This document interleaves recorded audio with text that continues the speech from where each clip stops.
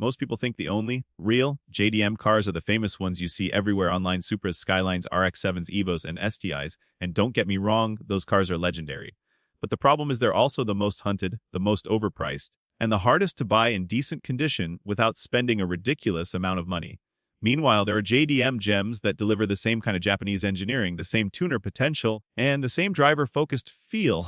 Yet they're still sitting in the actually buyable category if you're patient and shop smart. In this video, I'm giving you 5 underrated JDM cars that can still be bought by normal enthusiasts. And the best part is each one has its own personality. Some are mid-engine, some are turbocharged, some are lightweight, and some are pure, sleeper energy. If you've been waiting to enter the JDM world without selling your kidney, this list is your shortcut.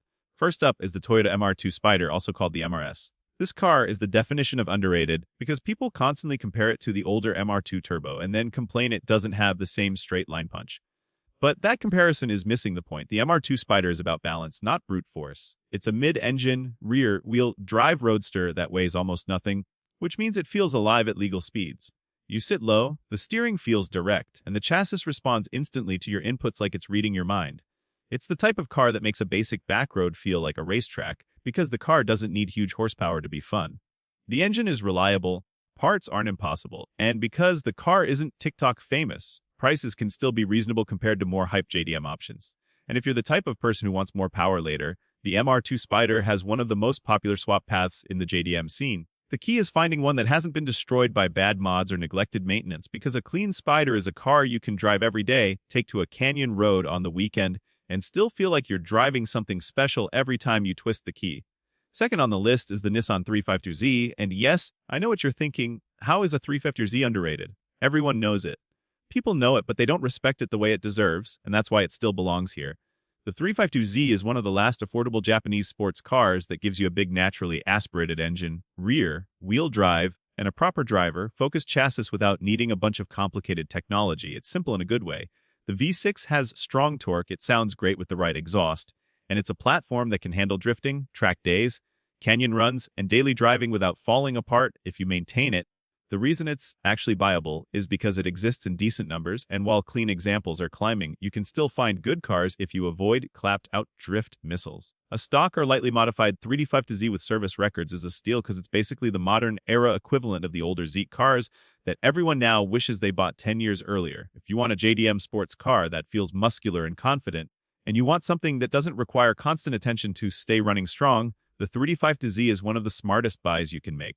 Third is the Mazda RX-8, and this is the one that always splits the room. Half the people hear rotary and instantly panic like the engine is going to explode the moment they start the car. The other half understands the RX-8 is one of the best handling affordable sports cars ever made. Here's the truth. The RX-8 is underrated because it punishes lazy owners and rewards enthusiasts who actually care. If you treat it right, warm it up properly, keep up with maintenance, and understand what the rotary needs, the car can be an incredible experience. The steering is sharp, the chassis balance is near perfect, and it feels like it rotates around you through corners. And the way it revs is totally different from a normal piston engine. It feels smooth and eager and almost motorcycle-like in how it wants to climb through RPM. The RX-8 also has a surprisingly usable interior for a sports car thanks to its rear hinged doors and real back seat, so it can be fun without being completely impractical. Prices are often low because people are scared of the rotary reputation, which means the RX-8 can be a bargain if you know what to look for. The smartest move is buying one from an owner who actually understands rotaries, has compression numbers, and has done proper upkeep. Buy the right RX-8, and you'll feel like you stole a sports car experience that modern cars can't replicate. Fourth is the Honda Prelude, especially the later generations. The Prelude is one of those cars that gets ignored because it isn't rear-wheel drive and it doesn't have the pop culture fame of other JDM icons. But as a driver's car, it deserves way more love. Honda built the Prelude with a level of refinement and precision that makes it feel like a scalpel. The steering and chassis feel tight, the manual transmissions are classic Honda perfection, and the VTEC-equipped versions give you that addictive high RPM character that Honda fans live for. It's not a drag racing car, it's a momentum car, meaning it rewards smooth driving and keeping speed through corners. And because it's front-wheel drive done properly, it's predictable and confidence-inspiring, especially for drivers who are learning performance driving. The Prelude is also a great entry JDM sports car because it's generally easier to live with than a lot of older turbocharged cars. The real challenge is simply finding one that hasn't been destroyed, rusted out, or butchered by bad modifications. But if you find a clean one, you're getting a true classic that still feels special and still turns heads among people who know what it is. Fifth, and maybe the most sleeper pick on this list, is the Subaru Legacy GT. A lot of people only talk about WRX and STIs, but the Legacy GT is a perfect example of an underrated JDM performance car that can still be purchased without paying the Raleigh tax. It has turbo power Subaru all-wheel drive traction and a chassis that can handle bad weather and daily driving without drama. But because it doesn't look like a typical boy racer car, it flies under the radar. That's exactly why it's such a good buy. You get real-world speed and torque.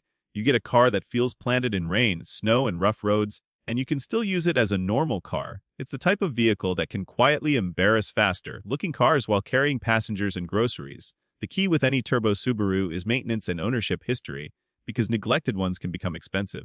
But when you find a good Legacy GT that's been taken care of, you get the best of both worlds, performance and practicality with that classic JM turbo personality. Now, here's the part nobody wants to admit. The reason these cars are underrated is because they aren't poster cars for the internet. People chase what's trending and prices follow hype. But if you're a real enthusiast, you know the best cars are the ones that still deliver the experience without forcing you into a financial disaster. The MR2 Spyder gives you mid-engine balance and lightweight fun. The 35UZ gives you simple, reliable rear-wheel drive power. The RX-8 gives you one of the best chassis experiences in this price range if you respect the rotary. The Prelude gives you classic Honda precision and VTEC character. And the Legacy GT gives you turbo, all-wheel drive performance in a package you can actually live with. These are the cars you buy when you want to drive, not just flex. So if you're watching this trying to figure out what to buy, here's the best strategy: don't rush. Look for clean examples, check maintenance history, avoid cars with mystery mods, and be honest about what you can maintain. The best JDM purchase isn't the most famous car. It's the one you can afford to keep running and enjoy every day. And if you buy one of these underrated options now, you might look back in a few years and realize you got in before the hype caught up, because that's how it always goes. The internet discovers a car. Everyone starts talking about it, prices shoot up, and suddenly the affordable hidden gem disappears. The smart enthusiasts are the ones who move early.